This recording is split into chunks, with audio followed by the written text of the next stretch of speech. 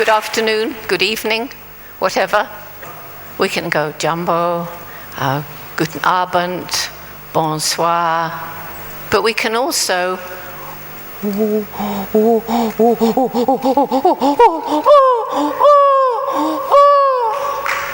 that is the call that chimpanzees make before they go to sleep in the evening. You hear it going from one side of the valley to the other, from one group of nests to the next. And I want to pick up with my talk this evening from where Zerai left off yesterday. He was talking about this amazing 3-year-old Australopithecine child, Salam. And we've also been hearing about the history, the family tree of mankind through DNA genetic profiling. And it was a paleontologist, the late Louis Leakey, who actually set me on the path for studying chimpanzees. And it was pretty extraordinary way back then. It's kind of commonplace now, but his argument was because he'd been searching for the fossilized remains of early humans in Africa, and you can tell an awful lot about what those beings looked like from the fossils, from the shape of the muscle attachments, something about the way they lived from the various artifacts found with them, but what about how they behaved? That's what he wanted to know. And of course, behavior doesn't fossilize. He argued, and now it's a fairly common theory, that if we found behavior patterns similar or the same in our closest living relatives, the great apes, and humans today, then maybe those behaviors were present in the ape-like, human-like ancestor some 7 million years ago, and therefore perhaps we had brought those characteristics with us from that ancient past. Well, if you look in textbooks today that deal with human evolution, you very often find people speculating about how early humans may have behaved based on the behavior of chimpanzees. They are more like us than any other living creature, and we've heard about that during this TED conference. So it remains for me to comment on the ways in which chimpanzees are so like us in certain aspects of their behavior. Every chimpanzee has his or her own personality. Of course, I gave them names. They can live to be 60 years or more, although we think most of them probably don't make it to 60 in the wild. Mr. Wurzel. The female has her first baby when she's 11 or 12. Thereafter, she has one baby only every 5 or 6 years, a long period of childhood dependency when the child is nursing, sleeping with the mother at night, and riding on her back. And we believe that this long period of childhood is important for chimpanzees just as it is for us in relation to learning. As the brain becomes ever more complex during evolution in different forms of animals, so we find that learning plays an ever more important role in individuals' life history. And young chimpanzees spend a lot of time watching what their elders do. We know now that they're capable of imitating behaviors that they see, and we believe that it's in this way that the different tool-using behaviors that have now been seen in all the different chimpanzee populations studied in Africa, how these are passed from one generation to the next through observation, imitation, and practice, so that we can describe these tool-using behaviors as primitive culture. Chimpanzees don't have spoken language. We've talked about that. They do have a very rich repertoire of postures and gestures, many of which are similar or even identical to ours and performed in the same context. Greeting chimpanzees, embracing. They also kiss, hold hands, pat one another on the back, and they swagger and they throw rocks. In chimpanzee society, we find many, many examples of compassion, precursors to love, and true altruism. Unfortunately, they, like us, have a dark side to their nature. They're capable of extreme brutality, even a kind of primitive war. And these really aggressive behaviors, for the most part, are directed against individuals of the neighboring social group. They are very territorially aggressive. chimpanzees, I believe, more than any other living creature, has helped us to understand that, after all, there is no sharp line between humans and the rest of the animal kingdom. It's a very blurry line, and it's getting more blurry all the time as we make even more observations. The study that I began in 1960 is still continuing to this day. And these chimpanzees living their complex social lives in the wild have helped more than anything else to make us realize we are part of and not separated from the amazing animals with whom we share the planet. So it's pretty sad to find that chimpanzees, like so many other creatures around the world, are losing their habitats. This is just one photograph from the air, and it shows you the forested highlands of Gombe. And it was when I flew over the whole area about 16 years ago and realized that outside the park, this forest, which in 1960 had stretched almost unbroken along the eastern shore of Lake Tanganyika, which is where the tiny 30-square-mile Gombe National Park lies, that a question came to my mind. How can we even try to save these famous chimpanzees when the people living around the national park are struggling to survive? More people living there than the land could possibly support. The numbers increased by refugees pouring in from Burundi and over the lake from Congo. And very poor people, they couldn't afford to buy food for elsewhere. This led to a program which we call TACARE. It's a very holistic way of improving the lives of the people living in the villages around the park. It started small with 12 villages. It's now in 24. There isn't time to go into it, but it's including things like tree nurseries, methods of farming most suitable to this now very degraded, almost desert-like land up in these mountains, ways of controlling, preventing soil erosion, ways of reclaiming overused farmland so that within 2 years they can again be productive, working to help the villagers obtain fresh water from wells, perhaps build some schoolrooms. Most important of all, I believe, is working with small groups of women, providing them with opportunities for microcredit loans. And we've got, as is the case around the world, about 95% of all loans returned. Empowering women, working with education, providing scholarships for girls so they can finish secondary school, in the clear understanding that all around the world, as women's education improves, family size drops. We provide information about family planning and about HIV/AIDS. And as a result of this program, something's happening for conservation. What's happening for conservation is that the farmers living in these 24 villages, instead of looking on us as a bunch of white people coming to study a whole bunch of monkeys, and by the way, many of the staff are now Tanzanian, but when we began the TACARE program, it was a Tanzanian team going into the villages. It was a Tanzanian team talking to the villagers, asking what they were interested in. Were they interested in conservation? Absolutely not. They were interested in health. They were interested in education.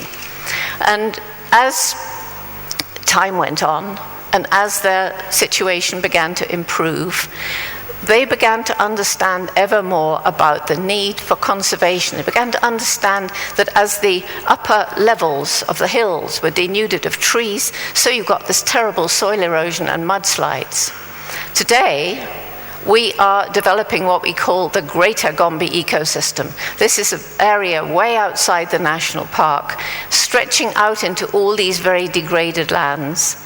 And as these villagers have a better standard of life, they are actually agreeing to put between 10 and 20% of their land in the highlands aside, so that once again, as the trees grow back, the chimpanzees will have leafy corridors through which they can travel to interact, as they must for genetic viability, with other remnant groups outside the national park.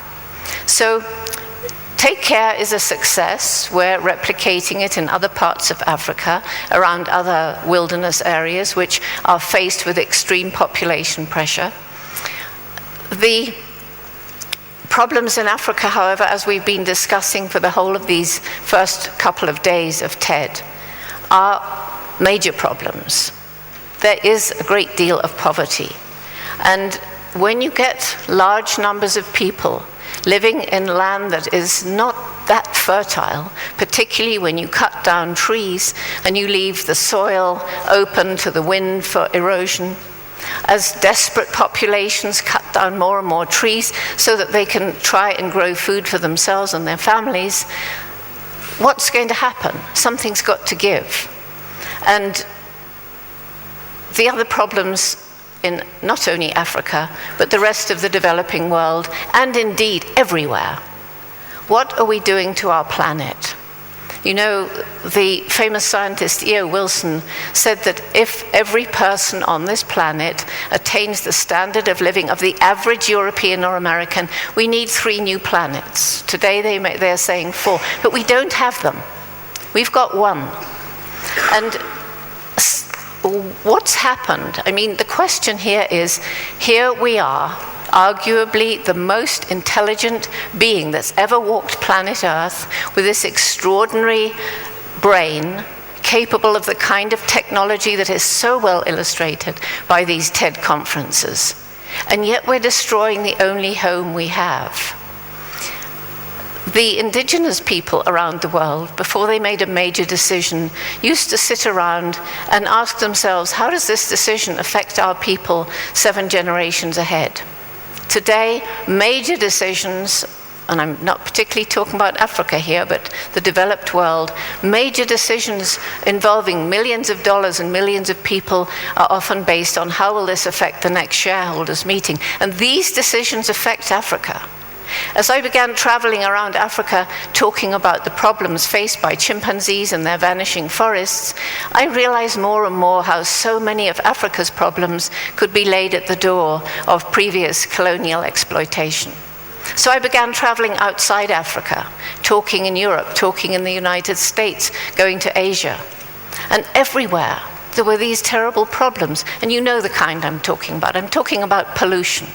The air that we breathe often poisons us. The earth is poisoning our foods. The water. Water is perhaps one of the most crucial issues that we're going to face in this century. And everywhere, water is being polluted by agricultural, industrial, and household chemicals that still are being sprayed around the world, seemingly with the inability to profit from past experience. The mangroves are being cut down. The effects of things like the tsunami get worse. We've talked about the soil erosion. We have the reckless burning of fossil fuels, along with other greenhouse gases, so-called, leading to climate change. Finally, all around the world, people have begun to believe that there is something going on very wrong with our climate. All around the world, climates are mixed up. And it's the poor people who are affected worse. It's Africa that already is affected in many parts of sub-Saharan Africa. The droughts are so much worse, and when the rain does come, it so often leads to flooding and added distress. And the cycle of poverty and hunger and disease, and the numbers of people living in an area that the land cannot support, who are too poor to buy food, who can't move away because the whole land is degraded. And so you get desertification creeping as the last of the trees are cut down. And this kind of thing is not just in Africa, it's all over the world. So it wasn't surprising to me that as I was traveling around the world, I met so many young people who seemed to have lost hope. We seem to have lost wisdom, the wisdom of the indigenous people. I asked a question, why? Well, do you think there could be some kind of disconnect between this extraordinarily clever brain, the kind of brain that the TED technologies exemplify, and the human heart? Talking about it in the non-scientific term, in terms of love and compassion. Is there some disconnect? And these young people, when I talk to them, Basically, they were either depressed or apathetic or bitter and angry, and they said more or less the same thing. We feel this way because we feel you've compromised our future, and there's nothing we can do about it. We have compromised their future. I've got 3 little grandchildren, and every time I look at them and I think how we've harmed this beautiful planet since I was their age, I feel this desperation. And that led to this program we call Roots and Shoots, which began right here in Tanzania and has now spread to 97 countries around the world. It's symbolic. Roots make a firm foundation. Shoots seem tiny. To reach the sun, they can break through a brick wall. See the brick wall as all these problems we've inflicted on the planet, environmental and social. It's a message of hope. Hundreds and thousands of young people around the world can break through and can make this a better world for all living things. Most important message of Roots and Shoots, every single one of us makes a difference every single day. We have a choice. Every one of us in this room, we have a choice as to what kind of difference we want to make. The very poor have no choice. It's up to us to change things so that the poor have choice as well. The Roots and Shoots groups all choose 3 projects. It depends on how old they are and which country, whether they're inner city or rural, as to what kinds of projects. But basically we have programs now from preschool right through university with more and more adults starting their own Roots and Shoots groups. And every group chooses between them 3 different kinds of project to make this a better world, recognizing that all these different problems are interconnected and impinge on each other. So one of their projects will be to help their own human community. And then, if they're able, they may raise money to help communities in other parts of the world. One of their projects will be to help animals, not just wildlife, domestic animals as well. And one of their projects will be to help the environment that we all share. And woven throughout all of this is a message of learning to live in peace and harmony within ourselves, in our families, in our communities, between nations, between cultures, between religions, and between us and the natural world. We need the natural world. We cannot go on destroying it at the rate we are. We do not have more than this one planet. Just picking 1 or 2 of the projects right here in Africa that the Roots and Shoots groups are doing, 1 or 2 projects only, in Tanzania, in Uganda, Kenya, South Africa, Congo, Brazzaville, Sierra Leone, Cameroon, and other groups. And as I say, it's in 97 countries around the world. Of course, they're planting trees, they're growing organic vegetables, they're working in the refugee camps with chickens and selling the eggs for a little amount of money, or just using them to feed their families, and feeling a sense of pride and empowerment because they're no longer helpless and depending on others with their vegetables and their chickens. It's being used in Uganda to give some psychological help to ex-child soldiers. Doing projects like this is bringing them out of themselves. Once again, they're a useful member of society. We have this program in prisons as well. So there's no time for more Roots and Shoots now. But they're also working on HIV/AIDS. That's a very important component of Roots and Shoots, with older kids talking to younger ones. And unwanted pregnancies and things like that, which young people listen to better from other youth rather than adults. Hope. That's the question I get asked as I'm going around the world. Jane, you've seen so many terrible things. You've seen your chimpanzees decrease in number from about 1 million at the turn of the century to no more than 150,000 now, and the same with so many other animals. Forests disappearing, deserts where once there was forest. Do you really have hope? Well, yes. You can't come to a conference like TED and not have hope, can you? And of course there's hope. One is this amazing human brain. And I mean, think of the technologies. And I've just been so thrilled, finally, to come to people talking about compost latrines. It's one of my hobby horses. We just flush all this water down the lavatory. It's terrible. And then talking about renewable energy. Desperately important. Do we care about the planet for our children? How many of us have children or grandchildren, nieces, nephews? Do we care about their future? And if we care about their future, we, as the elite around the world, we can do something about it. We can make choices as to how we live each day, what we buy, what we wear, and choose to make these choices with the question, how will this affect the environment around me? How will it affect the life of my child when he or she grows up, or my grandchild, or whatever it is? So the human brain coupled with the human heart, and we join hands around the world, and that's what TED is helping so well with, and Google, who help us, and ESRI are helping us with mapping in Gombe National Park. All of these technologies we can use. Now let's link them, and it's beginning to happen, isn't it? You've heard about it this afternoon. It's beginning to happen, this change, this sea change that we must have if we care about the future. And next reason for hope, nature is amazingly resilient. You can take an area that's absolutely destroyed with time and perhaps some help. It can regenerate. And an example is the TACARE program I told you, where seemingly dead tree stumps, if you stop hacking them for firewood, which you don't need to because you have woodlots, then in 5 years you can have a 30-foot tree. And animals, almost on the brink of extinction, can be given a second chance. That's my next book. It's inspiring. And it brings me to my last category of hope. And we've heard about this so much in the last 2 days. This indomitable human spirit. This determination of people, the resilience of the human spirit. So that people who you would think would be battered by poverty or disease or whatever can pull themselves up out of it, sometimes with a helping hand, and take their part in society and take their part in changing the world.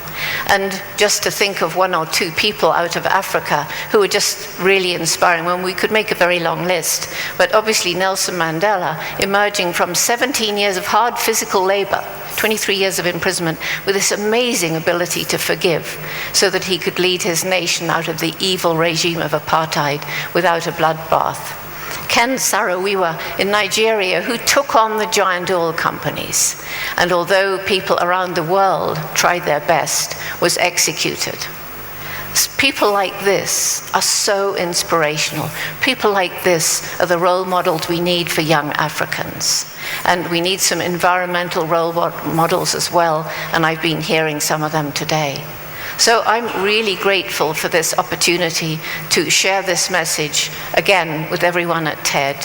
And I hope that some of us can get together and talk about some of these things, especially the Roots and Shoots program. And just a last word on that, the young woman who's running this entire conference center, I met her today. She came up so excited with her certificate. She was Roots and Shoots. She was in the leadership in Dar es Salaam. She said it's helped her to do what she's doing. And it was very, very exciting for me to meet her and see just one example of how young people, when they are empowered, given the opportunity to take action, to make the world a better place, truly are our hope for tomorrow.